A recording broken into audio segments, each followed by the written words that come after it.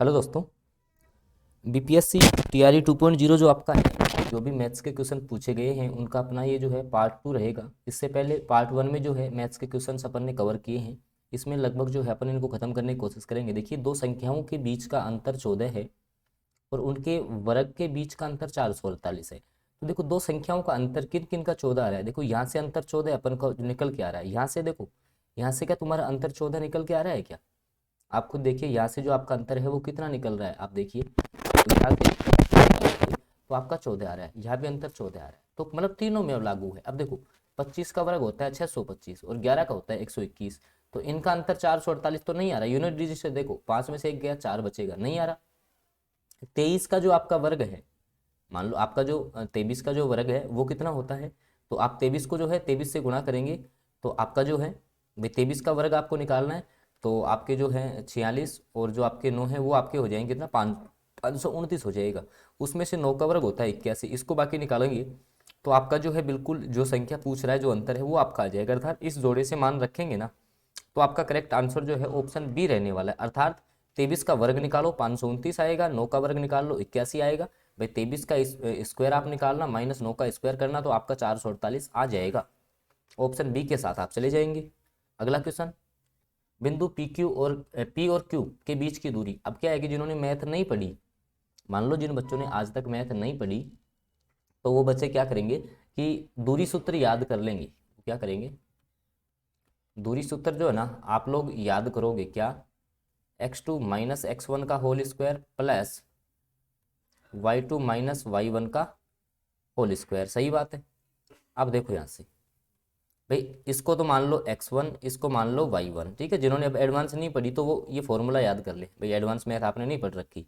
तो देखो x2 2 हो गया, 2 माइनस माइनस 4 तो प्लस, ये प्लस हो जाएगा, 2 माइनस पास में आ गई प्लस। y2 का मान कितना है, माइनस का 5 माइनस फिर ये आपका 7 का होल स्क्वायर। सही बात है। अब देखो यहाँ से, 4 और 2 6, 6 का स्क्वायर 36, 7 5 12 माइनस के 12, माइनस 12 का स्क्वायर आएगा 144। तो 144 और 36 को एड ऑन करेंगे, ए रूट 180 किसी में से नहीं आ रहा। तो ऑप्शन जो ई है वो सटीक आंसर हो जाएगा इस क्वेश्चन का। ठीक है, तो आज के बाद दूरी सूत्र याद रखना। अब जिन्होंने मान लो कि एडवांस मैथ पढ़ रखी है उनको तो पता है, बाकी बच्चा कहाँ से कर पाएगा। अगला क्वेश्चन, साइन 60 कोस 30, कोस 60 साइन 30, इनका मान आपको पता होगा तो ही ये क्वेश्चन आप हल कर सकते हैं। मान लो कि जिसने जो है, अगर आपने ट्रिगोनोमेट्रिक पढ़ रखी है तो आप लोग जो है भाई साइन 60 की वैल्यू जानते होंगे। भाई साइन 60 की वैल्यू सर कोस 30 के बराबर होती है और ये होती है आपकी √3/2। भाई दोनों की साइन 60 की भी, कोस 30 का मान भी कितना होता है, √3/2 होता है। और कोस 60 का जो मान है वो साइन 30 के बराबर होता है। कितना होता है सर, 1/2 होता है। अब ये त्रिकोणमिति की टेबल तुम्हें आएगी एडवांस मैथ तब समझ में आएगी, है ना। तो देखो इसमें मान रखना था, साइन 60 की जगह मान रखूंगा √3/2 गुणा कोस 30 का मान भी √3/2 माइनस माइनस है, कोस 60 का मान 1/2 गुणा साइन 30 का मान 1/2। √3 को √3 से गुणा करेंगे पूरा 3 बन गया, 2 को 2 से गुणा करेंगे 3/4 माइनस ये आ जाएगा आपका 1/2, 1/4 सॉरी 1/4। अब 3/4 में से 1/4 जाएगा तो 1/2 आ जाएगा। ऑप्शन जो बी है वो सटीक आंसर रहेगा आपका। ऑप्शन जो बी है वो सटीक आंसर रहने वाला है इस क्वेश्चन का। अगला क्वेश्चन, एक समबाहु त्रिभुज का क्षेत्रफल जो है 4√3 सेंटीमीटर स्क्वायर है, इसकी परिधि बताइए। देखिए, एक समबाहु त्रिभुज का क्षेत्रफल, भाई समबाहु त्रिभुज का क्षेत्रफल आप लोगों को दिया गया है। समबाहु त्रिभुज का क्षेत्रफल आप लोगों को दिया गया है, कितना है सर, 4√3 हमें दिया गया है। अब आपको क्या फॉर्मूला पता है, तो बिल्कुल समबाहु त्रिभुज का क्षेत्रफल √3/4 इंटू भुजा स्क्वायर होता है। ये आज तक हम पढ़ते आए हैं। ये आपको 4√3 दे रखा है, √3 से √3 कैंसिल हुआ, 4 इस साइड जाएगा तो भुजा स्क्वायर बराबर आपका 4 × 4 होगा। अर्थात 4 भुजा स्क्वायर को जो है मैं 4 × 4 को 4 का स्क्वायर लिखूंगा, स्क्वायर से स्क्वायर कैंसिल हो गया। भुजा कितनी आ गई आप लोगों की, 4 सेंटीमीटर आ गई। अब भुजा आई है 4, पूछी क्या है, परिधि पूछी है। अब जैसे मान लो ये कोई त्रिभुज है, ये भुजा 4 है समबाहु में, तो ये भी 4 होगी, ये भी 4 होगी, 4 4 8 और 4 12। भाई 4 + 4 + 4 कितना हो जाएगा तुम्हारा, 12 हो जाएगा। तो ऑप्शन जो बी है वो सटीक आंसर रहेगा इस क्वेश्चन का।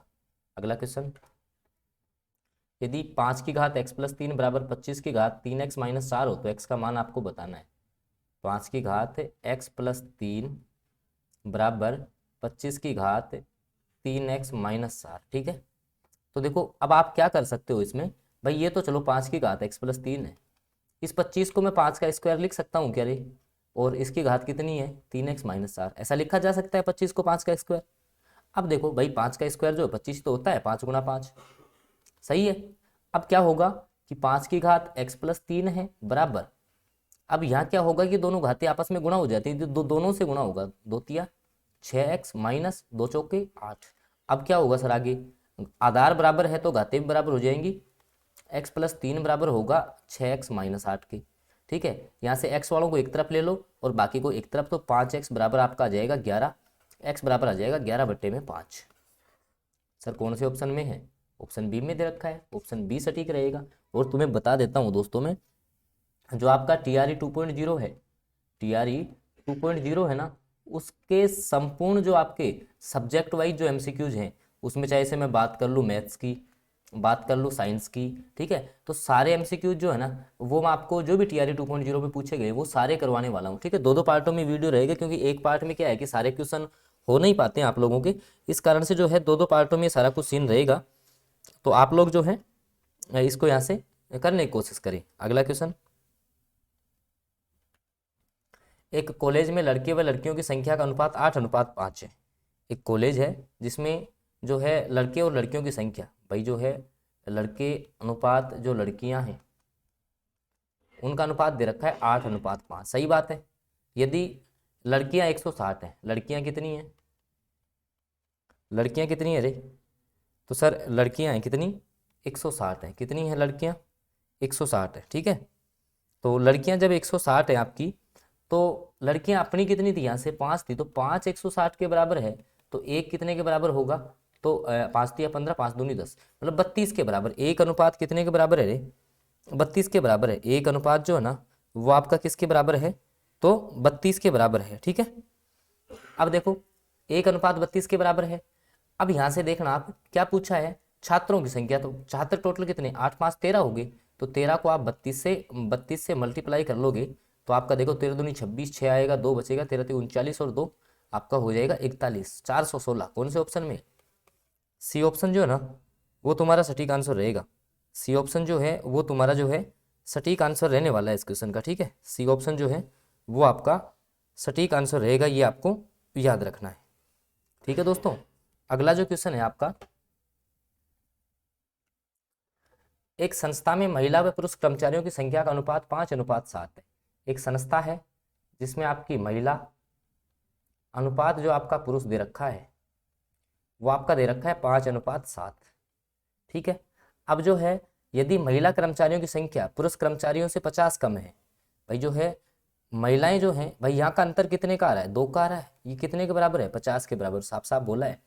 यदि महिला कर्मचारियों की जो संख्या है वो पुरुष कर्मचारियों से 50 कम है, तो यहाँ से 50 का अंतर आ गया, तो एक कितने के बराबर हुआ तुम्हारा 25 के बराबर हुआ, एक कितने के बराबर हुआ 25 के बराबर हुआ। सही बात है। तो महिला और पुरुष कर्मचारी, अब देखो तो इसमें महिला तो कितनी हो जाएंगी, 25 को 5 से गुणा करेंगे 125, और पुरुष कितने हो गई 25 को 7 से गुणा करेंगे, तो आपका जो है कितना आने वाला है 25 अंत 175।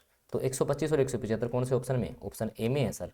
तो मैं यही कहना चाहता हूँ दोस्तों कि सारे क्वेश्चन जो है ना भाई, जो आपके TRE 2.0 में जीके जीएस का जो 40 नंबर वाला पैटर्न रहता है ना भाई, 40 नंबर का जीके जीएस पूछा जाता है जिसमें 8 क्वेश्चन मैथ के रहते हैं, तो सबके निचोड़ में लेकर के आया हूँ। PRT 6 to 8 9 10 11 12 सबका मैं लेकर के आया हूँ, है ना।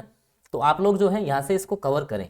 अगला क्वेश्चन है, समीकरण कोई दिया हुआ है उसके 2 वास्तविक मूल कब होंगे। देखो कोई भी समीकरण जो होता है, ध्यान देना इसको कंडीशन को, जब मान लो कोई आपका समीकरण हो ऐसे x² + bx + c, मैथ बहुत अच्छे लेवल की पूछी है ना, ये बराबर 0 होना, तो 3 कंडीशन बनती है, b² - 4ac, अगर ये 0 से छोटा है तो मूल होंगे काल्पनिक। कैसे होंगे दोस्तों, काल्पनिक होंगे।